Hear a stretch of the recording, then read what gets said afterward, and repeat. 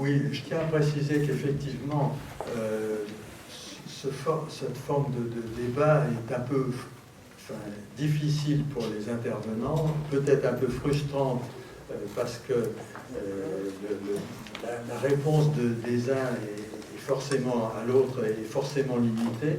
Mais je veux dire, ce qu'on prétend faire ici, c'est vous donner des clés, que vous preniez les arguments, et puis ensuite, il y a effectivement plein de sites où tout ceci est explicité, et que vous irez voir les avis plus détaillés des uns et des autres. Mais je veux dire, on ne peut pas permettre une discussion exhaustive sur ces sujets, on y serait jusqu'à demain matin.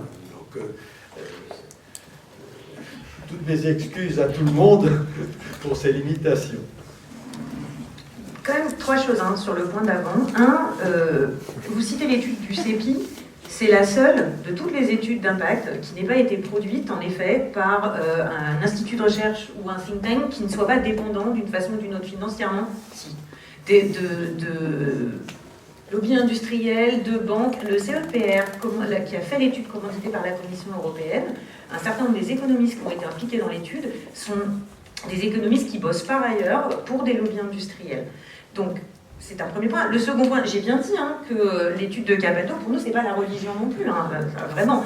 Mais ça montre justement qu'on peut un peu dire des choses assez contradictoires avec des modèles macroéconomiques, et ça m'amène au troisième point, qui est que il y a un groupe de l'Assemblée nationale, vous êtes au courant, je pense, de ça, qui travaille justement sur la question de savoir si on peut véritablement évaluer des accords de libre-échange ex ante en amont, et qui s'oriente petit à petit, même si leur travail n'est pas fini, vers la conclusion que non, on ne peut pas, en l'occurrence. Et que tout ce qui est produit en matière d'études d'impact, a priori, est absolument pas crédible et utilisable.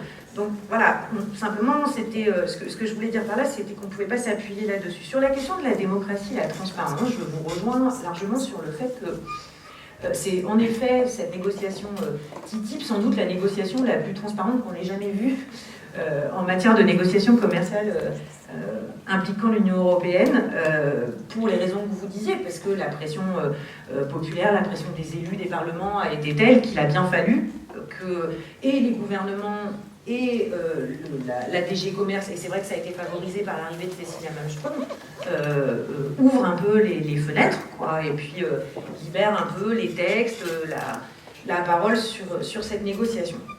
On sait aussi, et là je vous en fais crédit, que la Commission est loin d'être la seule à blâmer dans cette affaire-là, parce que c'est grâce à vous, je crois qu'on a découvert dernièrement que le gouvernement français ne mettait pas dans la chambre de lecture ouverte aux députés, aux parlementaires français, tous les documents que lui communiquait la DG Commerce. Et qu'il y avait une sorte de rétention qui se passait au niveau du Premier ministère, qui expliquait qu'il y a très peu de choses dans la chambre de lecture, et que les députés français qui y allaient disaient « mais je ne comprends pas, il n'y a rien dans les papiers qu'on vous propose, comment se fait-il » Bon, c'est vrai. Néanmoins,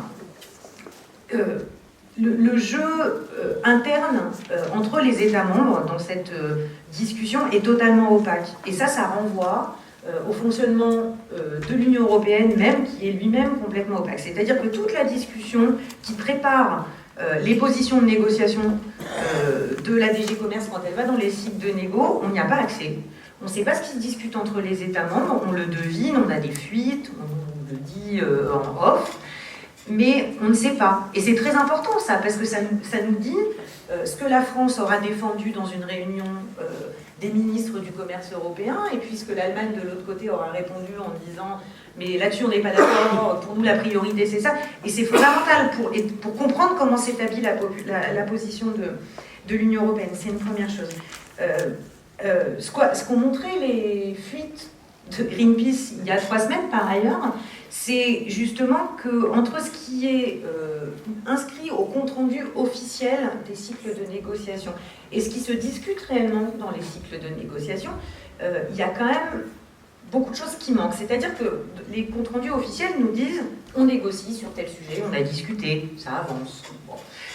Oui, on vous confirme que sur ce sujet, il y a des intérêts réciproques pour arriver à un accord. Bon, alors ça fait 17, 18 pages, parfois c'est très long et ça ne dit pas grand-chose.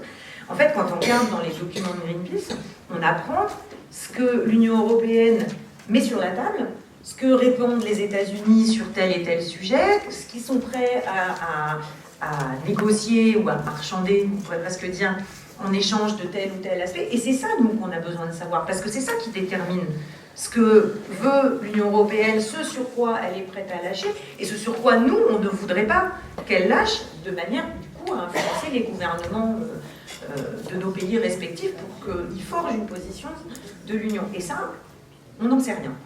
Ensuite, le système des chambres de lecture, dont vous avez sans doute déjà entendu parler, c'est quand même assez grotesque, honnêtement. Et le fait que nos parlementaires, que ce soit les parlementaires nationaux ou les parlementaires européens, ne puissent rentrer dans ces chambres de lecture que seuls, sans la possibilité de prendre des notes, sans rien sur eux, même pas leur manteau, ça les empêche entièrement de faire leur travail. Parce que des parlementaires, des élus de la République, ne sont pas des spécialistes des questions de commerce international.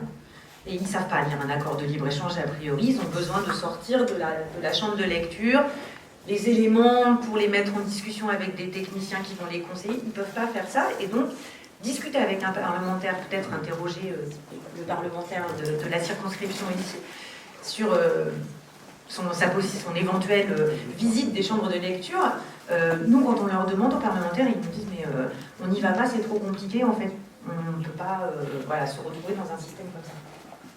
Et puis la dernière chose, et alors ça c'est quelque chose de peut-être plus français, je connais moins la réalité dans d'autres pays, mais c'est vrai que le débat public en France, il est quand même extrêmement indigent sur le sujet pour une raison précise, qui est que, en dépit de ses promesses, le ministre du Commerce qui porte ce dossier, Matthias Fekl, ne discute pas avec nous. Il fait aussi des tournées en France. Il va discuter, il fait des débats, il fait des interventions, il vend la politique commerciale que porte le gouvernement français auprès de l'Union européenne. Mais en fait, les débats contradictoires comme celui-là, et c'est vrai que là-dessus, Édouard s'y prête, ça n'existe pas, il refuse de les avoir. Et aller mettre en discussion ce sujet de manière contradictoire, aujourd'hui, c'est déterminant si on veut vraiment permettre que le débat se construise, et on ne peut pas. Merci.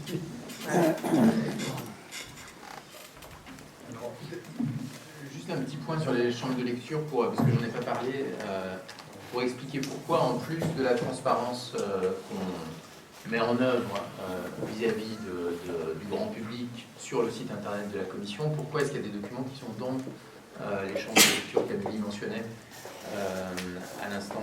En fait, il y a deux types de documents qui restent confidentiels aujourd'hui et qui sont donc dans des salles de lecture, accessibles uniquement dans des salles de lecture pour les parlementaires, en fait, tous les parlementaires européens et tous les parlementaires nationaux.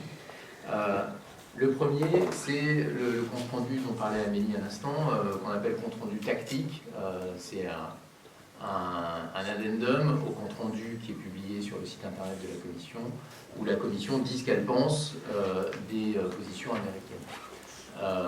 Alors peut-être qu'il y a des éléments de ce compte-rendu-là qui pourraient être injectés dans le compte-rendu public, ça peut se discuter et on peut certainement améliorer les choses.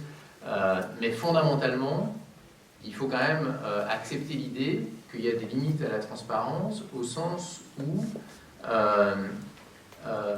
on veut bien être parfaitement transparent vis-à-vis des citoyens européens, mais il y a des limites par rapport à nos partenaires commerciaux. Il y a des choses qu'on peut vouloir se dire entre nous, Européens, qu'on n'a pas envie que les Américains, ou que d'autres partenaires d'ailleurs,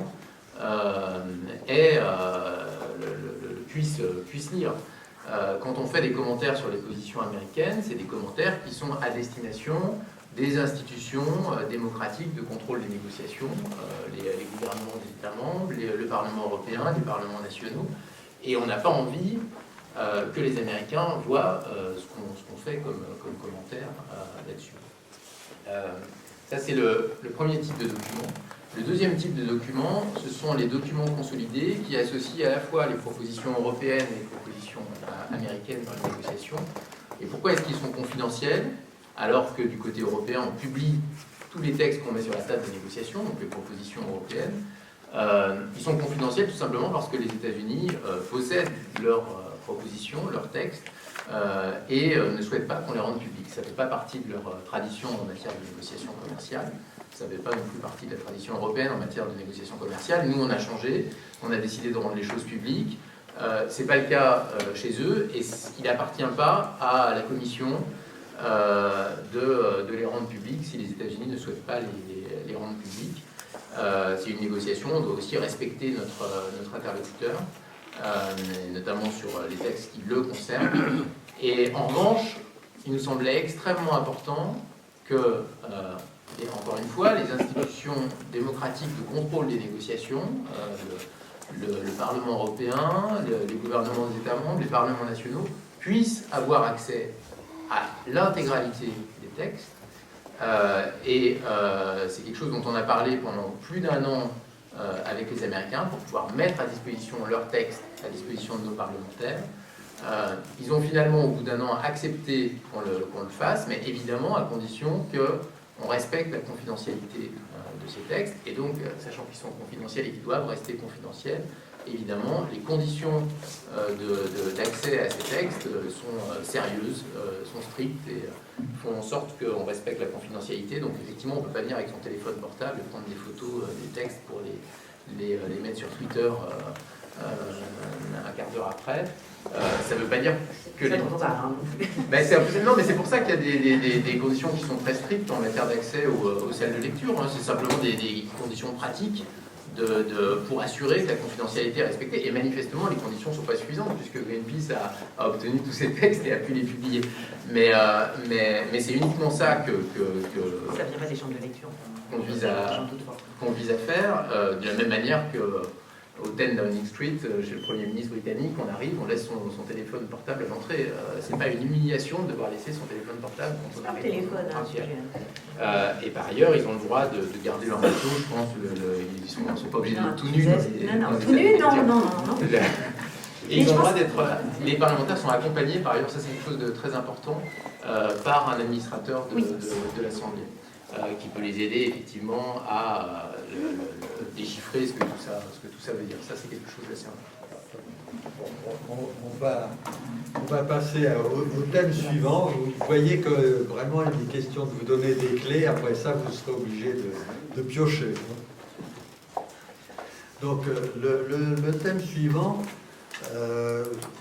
ça fait aussi partie des choses qui ont fait quelques gros titres dans la presse, en particulier les problèmes d'arbitrage. Donc là, on va essayer de couvrir ce domaine, des investissements, des normes et des arbitrages.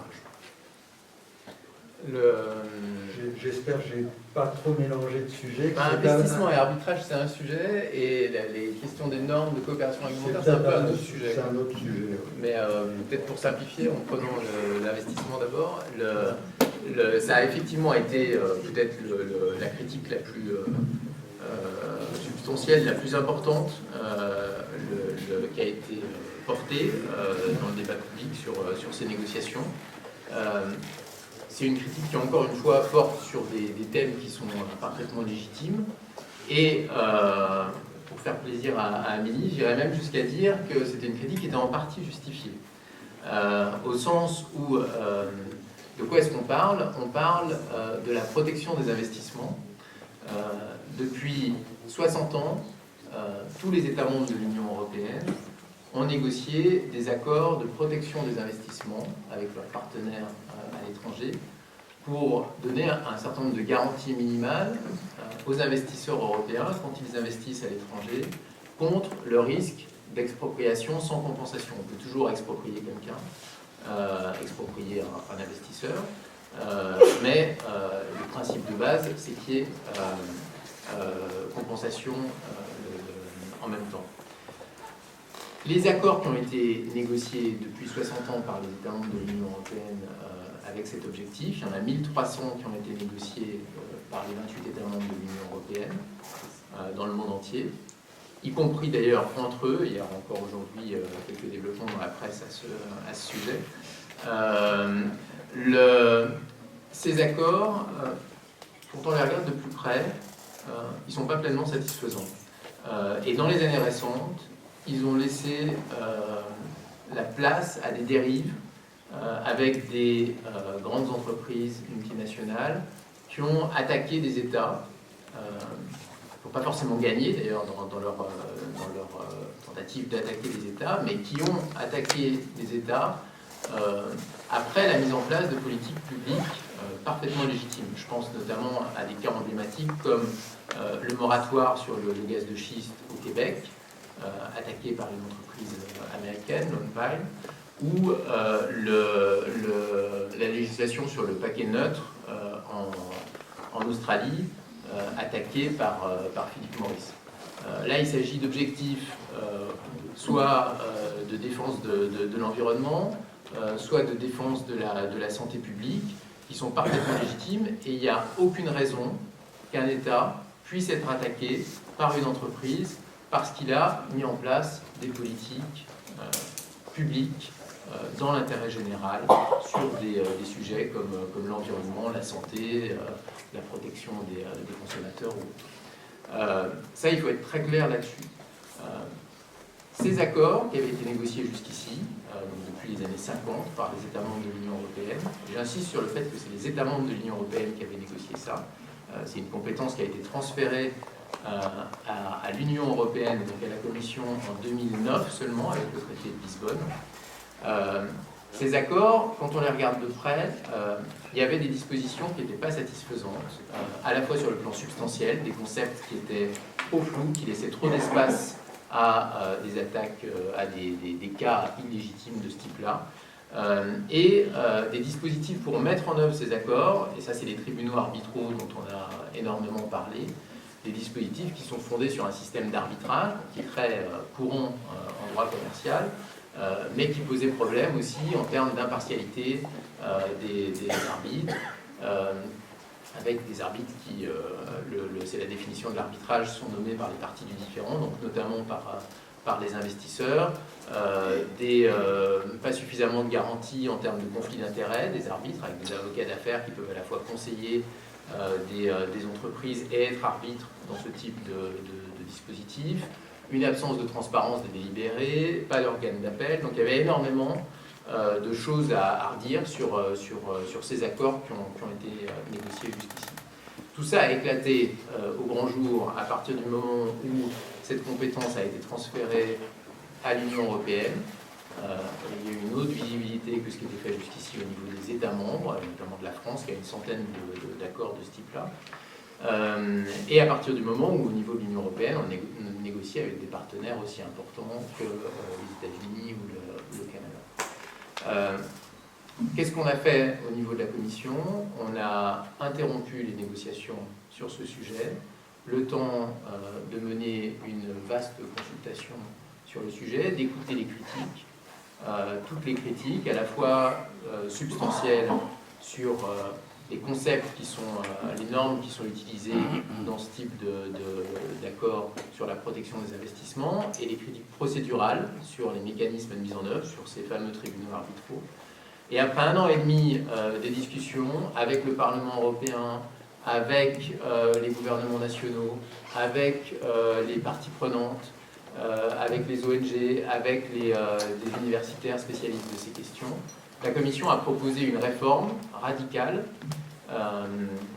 ambitieuse de ces dispositifs en septembre de l'année dernière, qui a été avalisée par le Parlement européen et par les 28 États membres de l'Union européenne, et qu'on a maintenant mis sur la table des négociations avec les États-Unis. C'est une réforme qui répond point par point aux différentes critiques que j'ai évoquées à l'instant: l'absence de transparence, l'absence de règles en matière de conflit d'intérêts, l'absence d'organes d'appel, l'imprécision de certains concepts, et qui donc systématiquement s'efforce de donner toutes les garanties pour empêcher qu'il y ait le moindre abus possible, la moindre remise en question d'une politique publique à travers ces dispositifs.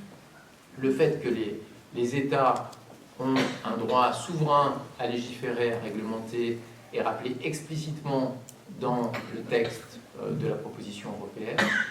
Le fait que le simple fait de voir ses profits diminuer pour une entreprise suite à l'instauration d'une nouvelle législation n'est pas une raison pour attaquer un État. Et plus fondamentalement encore, donc, on substitue un système de cours public, international, sur les investissements au système de tribunaux arbitraux privés qui existaient jusqu'ici, avec un organe d'appel. Voilà, donc ça c'est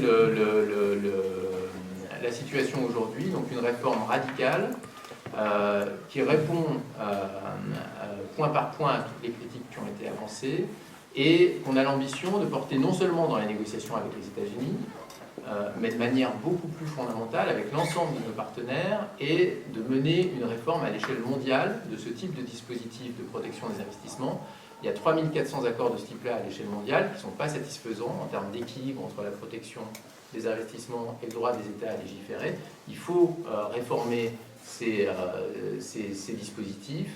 La CNUSED, la Commission des Nations Unies pour le commerce et le développement, appelle depuis des années à réformer ces dispositifs. Elle a applaudi dès demain la proposition de la Commission et encourager l'Europe à prendre le lead, l'initiative dans la réforme de ces dispositifs au niveau mondial. C'est quelque chose de très important et c'est un très bon exemple de domaine, comme je le disais en introduction, où on peut remettre des règles ou changer les règles à l'échelle mondiale dans les échanges internationaux, et où le fait de le faire avec les États-Unis nous donnera un poids considérable pour le faire avec nos autres partenaires.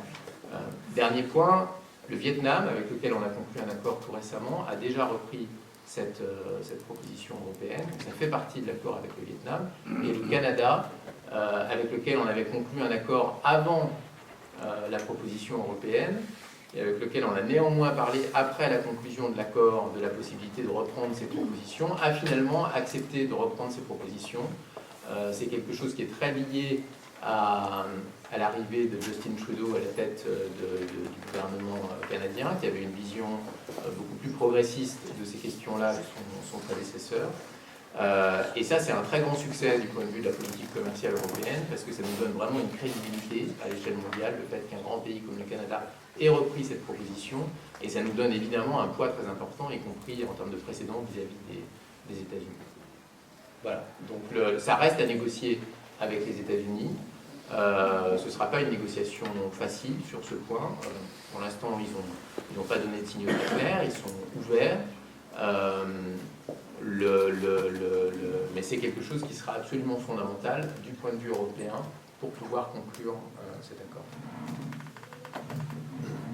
Bien, comment voyez-vous donc cette politique d'arbitrage ?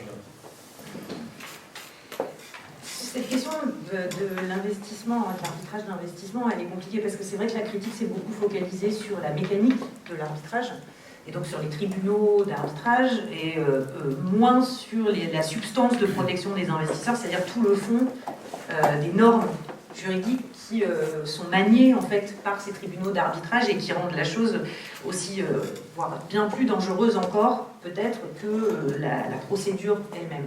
Mais c'est intéressant en fait ces questions à la fois d'investissement et de normes parce que ça nous fait toucher, je pense, au cœur de la critique que nous portons à l'égard de ces accords, c'est-à-dire que ces nouveaux traités, comme on les appelle, ces nouveaux accords de libre-échange, qui sont ceux qui sont négociés depuis en gros 2010-2011, en fait, sont plus des traités de libre-échange comme ceux qu'on avait l'habitude de voir dans le passé, qui étaient surtout des traités qui parlaient de droits de douane, en gros, et de techniques douanières et administratives. Aujourd'hui, on est face à des accords qui viennent bousculer la manière dont nos processus de décision collective sont organisés et dont nos choix collectifs se forgent, en fait. Et aussi bien les mécaniques de coopération ou de convergence réglementaire que ces dispositifs d'arbitrage d'investissement, justement, ils posent cette question. Ils viennent percuter le cœur de notre démocratie. Et alors, sur la question, la manière dont nous, on interprète ça, si vous voulez, c'est que on fabrique, à travers la coopération réglementaire d'abord, et puis l'arbitrage d'investissement d'autre part, les moyens pour les entreprises et les lobbies industriels de venir s'immiscer justement dans la fabrique de nos lois et de nos réglementations. La coopération réglementaire, ça, vous savez, c'est ce système qui prévoit que l'Union européenne et dans un certain nombre de cas les États membres devront notifier aux États-Unis, dans le cas du TAFTA, leur volonté de transformer leur système réglementaire sur tel ou tel sujet qui affecte les échanges commerciaux entre les deux parties. Donc si d'aventure l'Union européenne, c'est l'actualité, décider de prendre une vraie décision sur la question, par exemple, du glyphosate et du Roundup, de ces fameux pesticides dangereux, et ben, en théorie, une fois que le TAFTA existe, elle devrait téléphoner à Washington et dire attention, on va ouvrir un processus de réorganisation de notre réglementation sur ce produit chimique, et donc voilà ce qu'on a l'intention de faire. Quel est votre avis? Qu'est-ce que vous en pensez? Qu'est-ce que vous avez chez vous? Qu'est-ce que vous pensez que ça peut avoir comme impact sur votre économie et sur l'agrochimie américaine, par exemple? Alors là, entre immédiatement dans ce processus toutes les parties prenantes, comme on les appelle, de la discussion, qui notifient, donnent leurs avis, envoient aux autorités régulatrices des notes, des propositions. Il faudrait plutôt faire ça comme réglementation. Ah, ce serait mieux si on l'écrivait comme ça, parce que pour nous, c'est assez défavorable si vous réglementez trop. Bon. Et là, on observe, nous, déjà depuis bien longtemps, que ce type de processus où les lobbies industriels interviennent bien en amont de l'élaboration réglementaire, ça mine littéralement les textes qui en sortent. On a un exemple très bon, qui est l'exemple de la directive sur la qualité des carburants, qui a été élaborée en 2014, et qui consistait en fait à dire quels carburants étaient polluants plus que les autres, et comment du coup on attribuait des crédits à polluer aux entreprises qui les utilisaient derrière. Et en fait on a observé, alors ça c'est toujours pareil, c'est par des fuites et puis par des courriers obtenus grâce d'ailleurs au système de transparence de la Commission européenne sur l'influence des acteurs extérieurs vis-à-vis des autorités de la Commission. On a su que les lobbies du pétrole canadien et américain en fait, avaient mis une pression terrible sur leur gouvernement, en particulier sur le gouvernement du Canada, qui s'était empressé à l'époque, parce que par ailleurs Stephen Harper était de toute manière un défenseur de l'extraction fossile, absolument convaincu, donc ça ne posait pas trop de problème, qui s'est empressé de répercuter cette pression sur le gouvernement européen et qui a dit si vous voulez un CETA qui vous intéresse et qui convienne à vos attentes, vous avez intérêt à ne pas trop pénaliser nos sables bitumineux, nos pétroles bitumineux, dans la directive sur la qualité des carburants qui se profile. Et bien ça a très bien marché. En fait, on a vu, nous, en bout de course, la directive sortir avec les sables bitumineux qui, en théorie, vous savez sans doute ça, sont infiniment plus polluants encore que les pétroles conventionnels, sortir avec la même notation, pour faire très court, que les pétroles classiques. Voilà. C'est ça que ça produit ça, la coopération globale. Oui, mais je vais être un peu plus long, je vous dis donc ça, c'est l'avant. C'est l'amont du tuyau réglementaire. Si l'aventure, une réglementation qui n'est pas assez favorable à l'industrie, sort de ce tuyau réglementaire malgré tout, reste en effet l'arbitrage d'investissement comme arme d'intervention en aval. Et alors là où, vous le savez, on est profondément en désaccord, c'est sur le fait que la réforme qu'a introduite la DG Commerce en novembre de l'année dernière introduit quelques nouveautés que ce soit par rapport au système ancien de ce qu'on appelle l'ISDS, vous connaissez sans doute ce sigle, qui est le système d'arbitrage classique qui posait tous les problèmes de conflit d'intérêts et contournement de l'intérêt, des règles d'intérêt général comme Édouard le décrivait. Parce qu'en fait, cette réforme, d'abord, il n'y a absolument pas de cours public de créer, il faut arrêter les histoires quand même. Il n'y a pas d'institution publique, il n'y a pas de magistrature publique, on a créé un répertoire de 15 arbitres, ce sont des arbitres, ce sont les gens qui officient dans l'arbitrage par ailleurs, qui en effet vont être astreints en quelque sorte à venir siéger pour traiter les différends qui leur seront soumis, et qui, dans une certaine mesure, sont compensés financièrement pour cette forme d'astreinte. Bon, ça, je n'appelle pas ça une cour publique du tout. C'est une première chose. Par ailleurs, le document sur lequel on avait été consulté, effectivement, et sur la base duquel la commission, la DG Commerce a produit sa réforme, c'est en fait ce qui se trouve à très peu de choses près aujourd'hui dans l'accord avec le Canada. Donc, il y a deux choses qui ont changé là-dedans. Il y a un petit article qui a été introduit sur le droit à réguler, c'est-à-dire qu'entre la formule d'avant et la formule d'aujourd'hui, on a 15 lignes en plus qui disent « Ah oui, bon, il faudra faire attention à ce que tous les différends qui sont instruits par ces tribunaux d'arbitrage ne constituent pas des entraves au droit de réguler très légitime des États. Et ça, juridiquement, ça vaut rien. Le droit à réguler, ça n'existe pas au regard de la consolidation juridique de toute la substance, justement, de type traitement juste et équitable, attentes légitimes, qui ont derrière elles quand même une épaisseur de décision pour les créditer. Droit à réguler, je regrette, et n'importe quel juriste vous dira, ça vaut quand même pas grand-chose, quoi. Ensuite, trouvez-moi des professionnels du droit de l'investissement qui trouvent que cette réforme tient debout. Hein, parce que entre les partisans de l'arbitrage d'investissement à l'ancienne, bien entendu, qui eux trouvent que ça n'a pas d'intérêt, pourquoi d'ailleurs réformer l'arbitrage après tout ce qui fonctionne très bien, évidemment, c'est pas là qu'on va les trouver, mais surtout les associations de juristes dans un certain nombre de pays de l'Union européenne, de magistrats, l'Association européenne des magistrats, convergent tous pour dire que cette réforme ne change absolument rien au problème fondamental. Des profs de droit qui trouvent qui pensent la même chose, on en a pléthore. Donc quand même, voilà, c'est une réforme qui ne répond absolument pas aux questions qui s'étaient posées au départ. Nous, on y voit exactement la même substance juridique et puis une procédure qui est à peine améliorée. Et effectivement, le risque que se multiplient les différents, tels que ceux que vous décriviez, qui posent quand même des problèmes, y compris quand une entreprise ne gagne pas au bout de la procédure qui dure 5 ou 6 ans, considérable parce que même sans compensation colossale à la fin, et les compensations sont vraiment colossales quand elles interviennent, les coûts de procédure sont aussi importants et ponctionnés sur les budgets des États.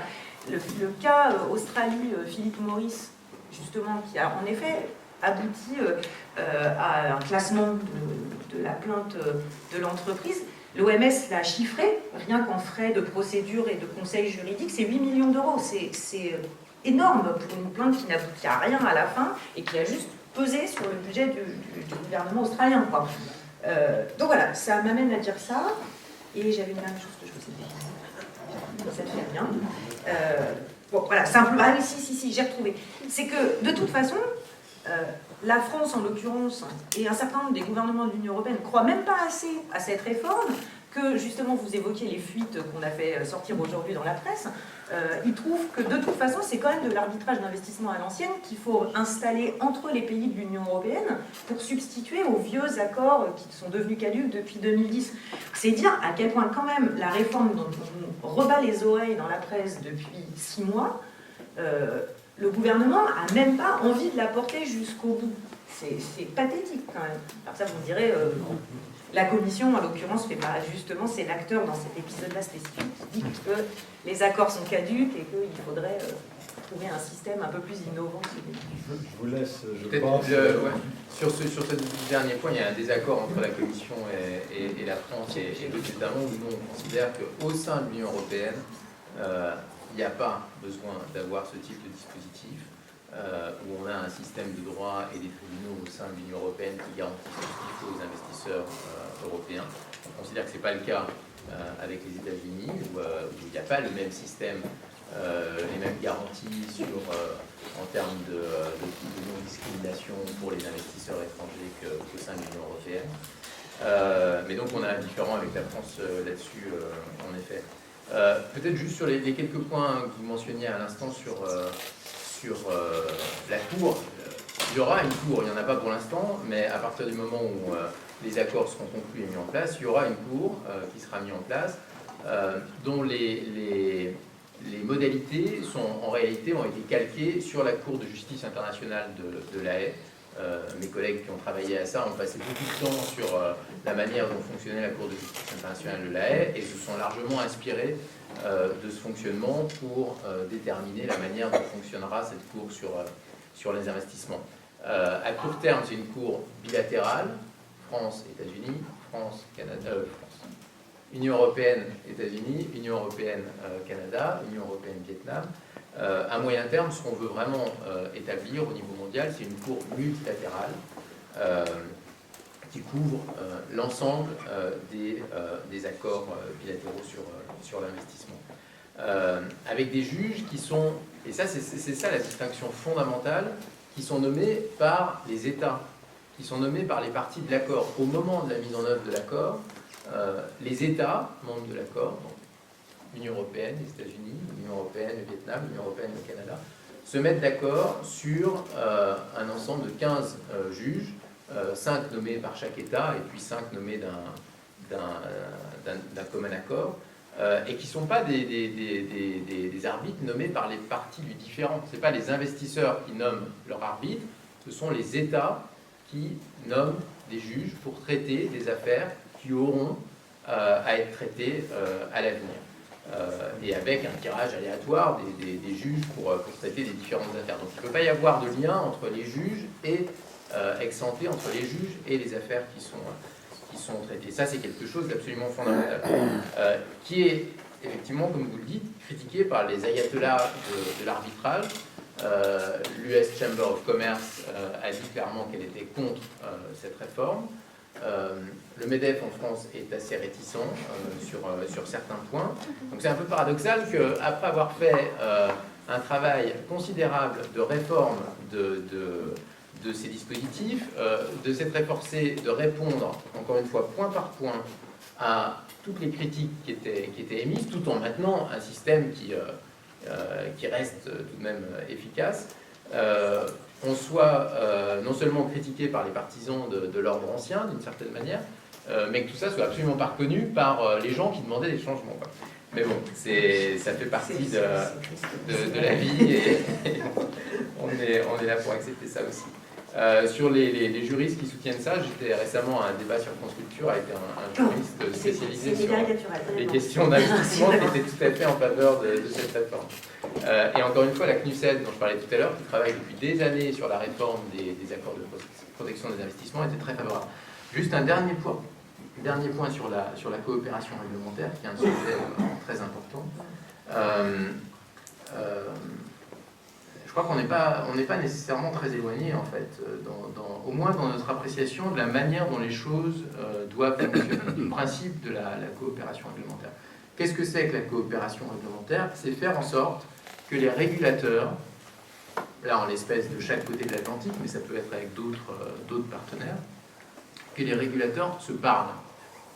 Qu'on ne fasse pas chacun nos petites affaires dans notre coin, en croyant qu'on est à la science infuse et sans jamais parler à personne.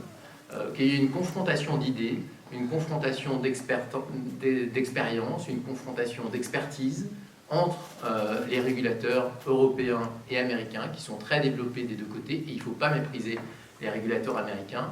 Je rappelle que c'est les Américains qui ont sorti le cas Volkswagen et les problèmes de tests mafiotés sur les émissions des voitures. Dans un tout autre cas, c'est les Américains, récemment le patron de PIP, l'entreprise qui fabriquait des prothèses mammaires avec du gel industriel au lieu de gel médical et qui a empoisonné des milliers de femmes en France et en Europe, a été condamné il y a 1 ou 2 semaines. Les Américains avaient interdit d'importation les prothèses mammaires fabriquées par PIP depuis l'année 2000.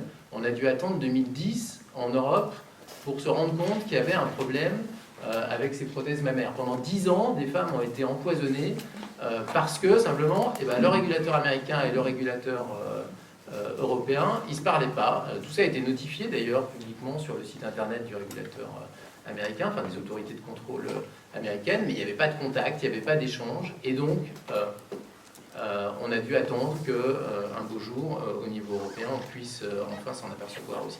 Et donc c'est ça qui est en jeu. Ce qui est en jeu, c'est la possibilité pour les régulateurs et l'obligation pour les régulateurs de dialoguer, de confronter leurs analyses, de partager leurs analyses, mais avec un principe absolu qui est la souveraineté réglementaire, législative de chaque partie, que les procédures de décision pour adopter les lois et les réglementations en question restent inchangées, que les parlements nationaux gardent exactement le même pouvoir, mais dans un contexte un minimum éclairé par la confrontation des expertises entre les régulateurs, et avec des obligations de transparence, effectivement, de la part des régulateurs, qui disent quel est leur programme législatif, réglementaire, qu'est-ce qu'il y a dans les tuyaux, qu'est-ce qu'on a l'intention de faire, des obligations de consultation des parties civiles, des parties prenantes, des régulateurs chez nos partenaires commerciaux. Alors, on peut considérer, comme vous faites Amélie, que c'est la porte ouverte à plus d'influence de la part des lobbies. Ça, c'est votre appréciation de la situation. Moi, fondamentalement, je pense qu'un système ouvert, un système où il y a de la confrontation, c'est un système qui est meilleur qu'un système qui est fermé, arrogant, où on considère qu'on est les meilleurs et qu'on sait tout sans avoir besoin de se confronter. Il faudrait peut-être faire un premier échange avec la salle à ce stade. Parce que si on met tout à la fin, ça va être un peu frustrant peut-être. On a pas mal parlé déjà. Juste, j'ajoute un truc quand même sur l'arbitrage. Non, mais c'est vraiment 2 secondes. Sur l'arbitrage, je pense l'élément par ailleurs déterminant que je n'ai pas pointé, c'est que de toute façon, vous étiez assez euphémiste, je crois. Les États-Unis ne veulent pas de votre réforme. Donc, de toute manière, dans l'affaire du TAFTA spécifiquement, je pense que la question, il va falloir la poser différemment. Et que vous n'arriverez pas à l'introduire. Si toutefois on considère que c'est une bonne réforme, ce ne sera pas la réponse que vous pourrez donner dans le cas de la négociation avec les États-Unis. On verra. On verra. Et la deuxième chose, c'est que sur l'affaire de la coopération réglementaire, vous nous le racontez à nouveau façon conte de fées. Moi, j'ai rien contre le fait qu'on harmonise la longueur des rallonges des rallonges électriques et des prises de frigidaire, et, comme on le racontait Fleur Pellerin à l'époque, mais c'est pas ça dont on parle là. On parle d'accords de libre-échange et on a l'exemple précis avec le traité Union Européenne-Canada, il est écrit, on a le texte, qui, une ligne sur 2 dans tous les chapitres qui concernent justement les questions réglementaires, nous dit il faut faire en sorte, à travers tous ces processus, d'enlever tout ce qui représente une barrière au commerce, un enquiquinement pour les acteurs du commerce, et c'est ça le problème. C'est pas bien entendu de trouver les façons de faciliter la vie dans un certain nombre de domaines où ça fait sens. Enfin, c'est évident. On va peut-être passer. Oui, pardon. Bon, parce qu'effectivement, là, il y a des moments où je sens que l'opposition, finalement, c'est entre les objectifs et le scepticisme devant la négociation. Donc on peut en débattre assez longtemps. Effectivement, je crois que c'est une excellente suggestion. On va passer aux échanges avec la salle. Donc s'il y a des questions, puis ça permettra probablement d'ailleurs de traiter certains sujets qui étaient prévus, mais les débats, voilà.